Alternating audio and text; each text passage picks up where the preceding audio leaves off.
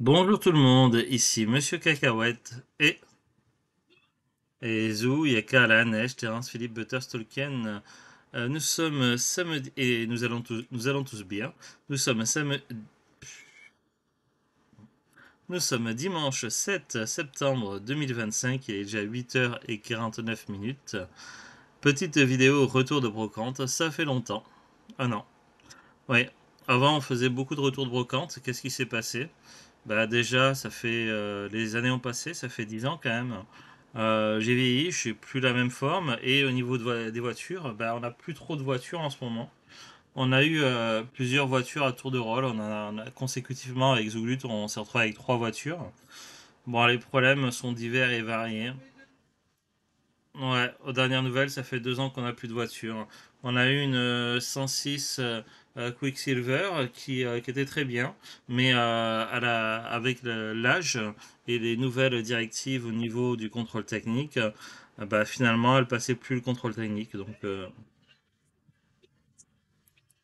oui, mais elle passait plus directement le contrôle technique. Au niveau des, elle était pas épave, mais au niveau des réparations, au niveau des frais, c'était.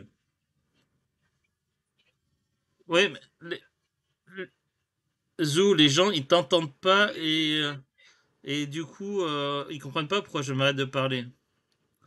Donc voilà, il y a Zou qui raconte plein de trucs, mais il faut qu'elle vienne ici à côté pour parler. Alors, bref, donc pour la 106 Quicksilver, donc il y avait trop de réparations, ça coûtait trop cher. Du coup, elle passait pas directement le contrôle technique. Finalement, Zou s'est arrangé. Je crois que c'est le garagiste qui a récupéré la voiture. Le garagiste a fait les réparations lui-même. Et du coup, la voiture fonctionne toujours parfaitement, mais bon, on l'a plus. Du coup, voilà.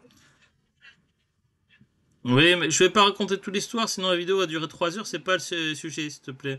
Je voulais juste rapidement faire un petit topo. Euh, donc voilà au niveau de la 106. Ensuite, parce que c'est pas une vidéo faite pour parler de nos voitures, on a eu une C5 qui nous qu'on a. Bon, je vais pas rentrer dans tous les détails. On a eu ensuite une C5 et une C3. Donc la C5, qu'est-ce qui s'est passé? Elle avait passé le contrôle technique avec succès. Très peu de temps après, moteur qui explose, problème d'un défaut au niveau d'une vis dans le moteur. Ce n'était pas décelable au niveau du contrôle technique. On appelle ça cooling biel, me disent Glut. Après, je suis pas expert. Pour la C3, bah, faute de malchance, concours de circonstances. Je venais de payer le jour même où je venais de payer la carte grise. Zou était parti faire des courses à Lidl, je crois. C'était Lidl ou elle dit, il me semble que c'était Lidl. Les courses de mariage, oui. Elle était à l'arrêt au feu rouge. Une jeune fille lui rentrait dedans. Du coup, The Glued m'a appelé pour que je vienne voir au niveau du constat et essayer de trouver une solution. Bon, évidemment, la jeune fille, vu que la voiture n'était pas en règle, il n'y avait pas de papier, il n'y avait rien qui allait. On ne sait pas si elle était mineure ou pas, donc c'était difficile à voir avec le voile. Bon. Mais c'était pas vraiment le sujet. Donc, qu'est-ce qui s'est passé? La fille a essayé de baratiner, tout ça. On a essayé de voir avec les assurances. Petit problème, c'est que l'assurance déjà était au tiers, elle n'était pas à tout risque, donc l'assurance se retournait vers la police. Sauf que quand Zouglut est allé faire la déposition au commissariat, les policiers ont refusé de prendre la plainte. Donc, du coup, on a évidemment essayé de voir au niveau des voies de recours, parce qu'il existe des caisses et autres pour ce genre de situation. Sauf que, bon, vu que rien n'allait, la personne déjà, il y avait les plaques d'immatriculation étaient fausses. Il n'y avait pas de papier de véhicule. euh, pas d'assurance. La jeune fille était là temporairement en France. Elle disait qu'elle venait de l'étranger. On ne sait pas trop. Donc, il n'y avait rien qui allait dans cette affaire. Personne n'a voulu nous aider. On a battu pendant un an. On a lâché l'affaire. Donc, du coup, on a dépensé de l'argent pour une C3 qu'on a perdu le jour même. On était simplement à l'arrêt au feu rouge. Évidemment, après, on va me dire, ouais, mais ça se répare une voiture. Sauf que quand on a présenté la voiture au garagiste, en fait, elle coûtait plus cher en réparation que d'acheter une voiture neuve. Donc, que de racheter une nouvelle voiture. Donc, voiture déclarée épave directement. Bref, donc tout ça pour dire que on ne fait plus de brocante dans les autres villes parce que aller parcourir les villages à pied, c'est pas faisable. Et encore moins à 6 heures du matin. Du coup, on fait plus qu'une brocante par an. Celle dans ma ville, il y en a quelques-unes, mais elles sont assez pourries. Il y en a une seule intéressante, celle qui est dans mon quartier, enfin dans le quartier quasiment voisin, donc, qui est plutôt bien, mais elle est réputée, elle est très grande au niveau superficie, beaucoup de kilomètres à parcourir, beaucoup de distance, donc très épuisant. Je suis plutôt jeune, j'ai passé les 40 ans, donc c'est compliqué. Je ne peux plus faire 40 000 allers-retours et marcher vite comme le font les autres, comme le font les ratisseurs. Surtout que la plupart achètent pour revendre, on connaît bien les gens. Et non pas parce que c'est des passionnés. Avec les années, on connaît les passionnés et on connaît les revendeurs. D'ailleurs, c'est souvent les mêmes têtes qui ressortent.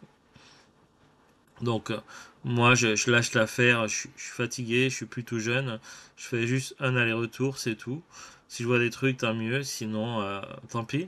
Je cours pas, je prends mon temps, et puis voilà. Je suis en mode un peu chill, et même là, il y a de quoi être parfois écœuré. C'était le cas sur un stand. J'ai vu une Super Nintendo en loose. J'aurais bien aimé du coup en racheter une parce que j'en avais acheté une à l'époque du premier site deux fois moins cher avant que le site ferme et soit repris mais de manière un petit peu pourrie quoi. Parce que le premier site deux fois moins cher était vraiment très bien, il était super détaillé. Il y avait des milliers d'heures de travail dessus avec des fiches spécifiques pour chaque jeu vidéo, c'était super bien référencé. À cette époque-là, les consoles coûtaient pas cher, j'ai eu acheté Super Nintendo, Mega Drive en lot avec plein de jeux, de cartouches, etc. Ça coûtait pas grand chose. C'était vraiment bien. Et à cette époque-là, j'avais une Super Nintendo. Qu'est-ce qui s'est passé? C'est passé qu'à une époque, j'étais en couple avec une de mes ex. Elle a décidé un jour, sur un coup de tête, de prendre ma console pour la donner à son père pour faire plaisir à son père. Ce qui fait que j'ai plus de Super Nintendo dès lors. Moi, j'ai encore des jeux en cartouche, mais je peux pas y jouer parce que j'ai pas de console. Et évidemment, les prix sur internet, c'est pas possible quoi. Du coup, on se dit des fois en brocante, tiens, c'est une loose, c'est pas une console Super Nintendo en boîte, je vais demander le prix. Peut-être que ça serait moyen que je puisse me racheter une Super NES. Le gars, il me sort 90 euros. Je n'ai même pas cherché plus loin. Chose assez ironique, plusieurs stands plus loin, j'ai rencontré une connaissance à qui j'ai eu acheté plusieurs jeux vidéo il y a longtemps et que je croise régulièrement dans tout ce qui est brocante et autres. Il s'appelle Jérémy, donc j'ai des très bons contacts avec lui, on discute et il est sympa. Du coup, je lui ai parlé de la Super Nintendo et il m'a expliqué que c'était lui qui l'avait vendu à l'autre gars. Et de base, il avait vendu 20 euros pour pièce parce qu'elle était HS, elle était cassée. Du coup, une Super NES vendue pour pièces cassée HS, mais vraiment morte, quoi. Si c'était réparable, il l'aurait fait. Et du coup, l'autre gars, il achète 20 balles et il la revend 90 euros et il la revend en état neuf. Voilà. Voilà la passion. La passion de l'argent et d'escroquerie. Voilà pourquoi aussi les brocantes m'ont blasé aussi. Évidemment, j'ai constaté que les stands de la Team Rocket et de l'homme à casquette sont collés l'un à l'autre. Ce sont deux crapules que j'ai rencontrés mille et une fois dans mes précédentes années de brocante. Des gens fort détestables que j'ai déjà présentés plusieurs fois. Enfin, du moins que j'ai déjà expliqué un petit peu plusieurs fois dans les vidéos. Comment j'ai fait leur connaissance de manière évidemment pas très courtoise. La première fois que j'ai rencontré la Team Rocket, j'étais sur une brocante de type, je crois, bourse aux jouets plutôt, dans un petit village. Une dame, une mère de famille venait de poser une caisse remplie des jeux DS, 3DS de ses enfants. J'étais le premier arrivé, il n'y avait personne. Je commençais à prendre quelques jours même pour regarder ce qu'il y avait. J'étais étonné de voir un Zelda Spirit Track, ça faisait longtemps que j'en cherchais un. Du coup, j'étais en train de regarder avec plusieurs jeux dans les mains, en train de me demander finalement est-ce que je vais prendre ceci ou cela. Ça venait quoi, 2 secondes que j'étais là. Puis tout de suite après, une femme me pousse sur mon côté droit comme ça. Pam, elle m'arrive sur la droite. elle me pousse comme ça. Donc du coup, qu'est-ce que je fais? Je me tourne pour voir qu'est-ce qui se passe. Et elle me dit, non mais vous inquiétez pas, je suis là pour prendre les Mario. Je suis là et je suis en train de dire, quoi? Et pendant qu'elle a détourné mon attention, une autre jeune femme, beaucoup plus jeune, est arrivée sur ma gauche. Elle m'a arraché les jeux des mains et elle a hurlé comme quoi que c'était à elle et que j'avais pas mon mot à dire. Et du coup, elle a acheté toute la caisse. Moi, je préférais pas me battre, j'ai lâché l'affaire, mais ça m'a profondément mis en colère. Le lendemain, dans une autre bourse jouée, je retrouve sur un stand les deux personnes qui étaient en réalité la mère et la fille, et ces jeux-là étaient revendus le triple du prix. C'est ainsi que j'ai fait leur connaissance et que je les ai surnommés la Team Rocket. Voilà, je pense que le surnom est bien trouvé. Et du coup, les affaires marchent bien, puisque après, j'ai pu voir qu'ils roulaient dans une SUV flambant neuve. Bon, après, il y a eu aussi l'affaire de l'homme à la casquette, où j'ai eu aussi une altercation avec son épouse. J'étais sur un stand, il y avait personne, j'avais trouvé un jeu Pokémon qui m'intéressait. J'étais en train de finaliser l'achat, j'étais en train de donner l'argent à la personne qui tenait le stand, quand une jeune femme très agressive était prête à en venir aux mains et à m'attaquer pratiquement physiquement, en disant qu'elle avait été là avant, qu'elle avait réservé les jeux Pokémon. Moi, j'étais en mode, qu'est-ce qui se passe, quoi? Et puis, un monsieur qui est arrivé avec une casquette, qui était autre que son mari, qui l'a calmé, qui a expliqué après le truc. Donc, il a essayé d'être un petit peu sympa quand même, mais il a calmé le truc. Il s'est avéré que cet homme, je l'ai croisé après pendant des années sur les brocantes. Il est toujours habillé pareil, veste noire, casquette, toujours même stratégie. Il fait d'abord les brocantes, il achète tout ce qui a de la valeur, puis après il monte son stand et il les revend cher. Par contre, quand il négocie, il peut être très agressif. Autant sa femme s'était comportée comme une saloperie, autant lui, sur une bourse jouée, je l'ai vu en train de négocier à une mère de famille, mais d'une manière agressive. Et la mère de famille, elle était en train de pleurer. Elle avait les larmes qui coulaient des yeux. Donc voilà, donc il y avait eux évidemment, et puis donc quand on sait qu'il y a eux, donc forcément au niveau jeux vidéo, bah, c'est mort. Et puis il y avait tous les autres ratisseurs habituels. On les reconnaît facilement, on a l'habitude. Donc bref, jeux vidéo, je savais que ça serait pas la folie. Après, évidemment, ça dépend ce qu'on cherche. Par exemple, si on cherche du FIFA, évidemment, pas de problème. Il y avait plein de FIFA partout. Personne ne veut des FIFA. Mais bon, voilà. Au niveau DS aussi, pareil. Si vous l'avez pas encore dans la collection, vous pouvez trouver facilement l'entraînement du professeur Kawashiga ou je sais pas quoi. Ou aussi Léa Passion, vétérinaire, etc. Donc ça, aucun problème, on trouve facilement. Euh, j'ai vu pas cher un Super Smash Bros 3DS à 7 euros. Enfin, pas cher, ouais, pour un jeu 3DS. Mais voilà, j'ai préféré passer mon tour parce que la dernière fois que j'ai acheté ce jeu-là d'occasion sur une brocante, le jeu avait failli briquer ma console 3DS. Donc du coup, je m'en suis débarrassé du jeu. Et j'avais fait des recherches sur internet pour comprendre, parce que si c'était dû à la cartouche qui était abîmée ou peut-être que j'étais mal tombé sur une cartouche piratée ou quoi. Mais non, en fait, j'ai été sur des forums et il s'avère qu'une grosse partie des... Parce qu'il n'y a pas que des jeux sous forme de CD qui ont des fois des problèmes d'usinage, notamment certains jeux sur Wii U qui ont une très mauvaise réputation. Je pense au Sonic All-Star Racing Transformed que j'ai acheté neuf et qui frise la console au bout de 5 minutes de jeu. Beaucoup de gens ont répertorié ce problème qui vient d'un problème de fabrication à l'usine. Mais c'est le cas aussi de certaines cartouches DS 3DS, notamment le Super Smash Bros 3DS, où il y a beaucoup de cartouches qui sont défectueuses et beaucoup de gens sur les forums se plaignent des mêmes problèmes que j'ai pu rencontrer. Donc du coup, quand je vois un Super Smash Bros 3DS, je l'ai toujours pas en état fonctionnel sur la console, mais j'ai peur de l'acheter en fait. J'ai peur de briquer ma console. Donc bon. Euh, voilà un petit peu pour les petites anecdotes. Qu'est-ce que je peux dire de plus?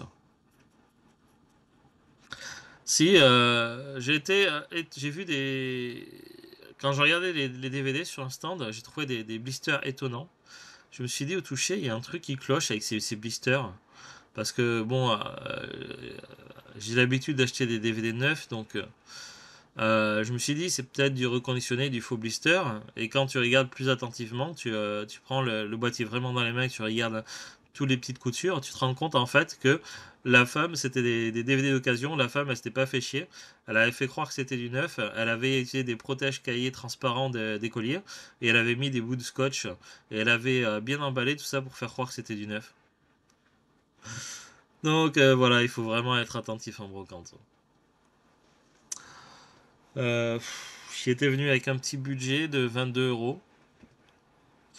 Parce que bon, maintenant, je prends plus la tête de prendre des gros billets parce que j'en brocante pour ce qu'on en trouve maintenant, franchement. Quelques petits achats quand même sur un stand. Sur un stand qui était assez propre, assez correct. Il y avait quelques petits trucs sympas. Au niveau des jeux sur PS4, il y avait un Gran Turismo que j'avais pas.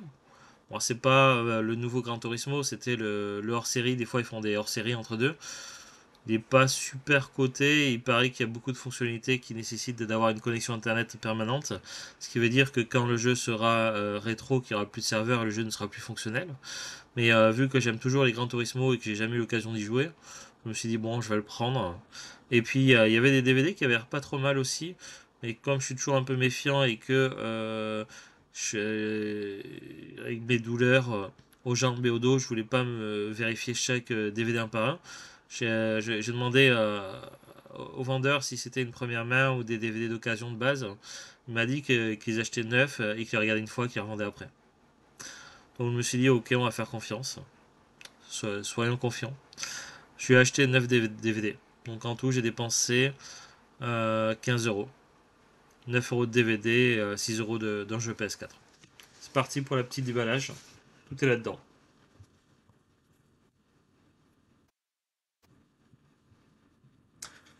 Alors, j'ai passé quand même un petit coup de lingette en arrivant à la maison. Ouais, il est déjà 9h06. Alors, en fait, j'y étais allé, moi, pour l'ouverture pour 6 heures du matin. Mais la moitié des stands étaient installés déjà et tout était quasiment ratissé. En fait, maintenant, pour faire bien, pour trouver quelque chose en brocante, il faut y aller à 5 heures du matin. Hold de Nate Shyamalan. Alors, de base, je fais pas le full set Nate Shyamalan, mais il y a beaucoup de films intéressants. Et je crois que j'en ai déjà beaucoup de films de ce réalisateur. Du coup, je fais peut-être finalement le full set Night Shyamalan. Night Shyamalan, le réalisateur de Sixième Sens, Incassable, et plein d'autres films. Donc, Hold. Le scénario a l'air pas mal. J'avais vu une bande-annonce. En fait, c'est des gens qui vieillissent de manière accélérée, ce qui est pas très normal.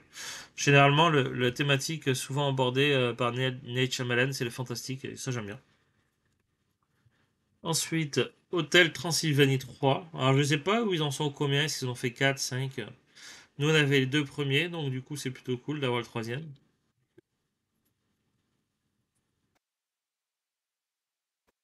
The Reef 2, film de requin. J'adore les films de requins.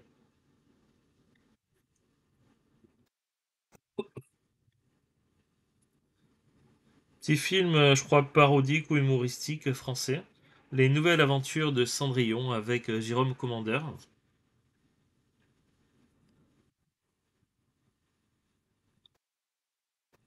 Film français aussi.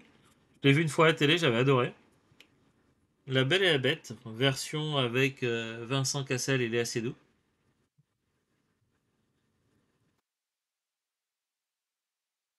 Sacrée sorcière avec Anna Thaoué.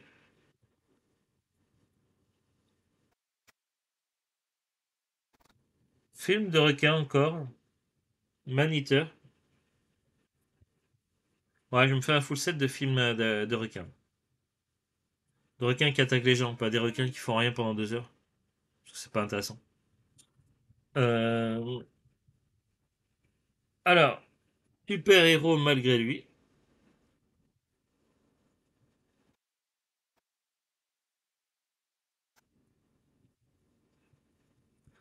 Et Skyfire, l'enfer se déchaîne. Alors généralement j'évite les films avec des volcans parce que bon ça fait partie un peu de mes craintes. Mes cauchemars de jeunesse, d'enfance. Bon, c'est vrai que en France, il y a des volcans qui sont plus ou moins sommeil. Et il y en avait un qui était pas très loin de là où j'habitais, dans le sud-ouest. Et du coup, je faisais beaucoup de cauchemars sur la thématique des volcans quand j'étais gamin. Donc, généralement, j'évite de regarder les histoires de volcans en film. Parfois, il y a des films qui m'ont l'air intéressants quand même. Donc, je l'ai pris pour la découverte. On verra. Skyfire. Et du coup, le jeu PS4, collection PlayStation 8. Je suis pas trop fan de cette collection de bordeaux rouge. Je trouve pas ça très joli. Donc, le Gran Turismo Sport. Voilà qui clôt mes achats brocantes de cette année. Petit retour de brocante. Pas incroyable, mais bon, un jeu que je voulais acheter depuis longtemps sur la PS4. C'est fait. Et des films qui m'intéressaient qui étaient sur ma liste. Donc, je vais pouvoir les enlever de ma liste de films que je cherchais. C'est fait aussi. C'était bien quand même. Voilà. Après, je sais plus, je voulais dire d'autres trucs au niveau de la brocante, mais j'ai oublié. Petit trou de mémoire. Tant pis. Sur ce, je vous dis à très bientôt et au revoir. Salut, salut. Au revoir.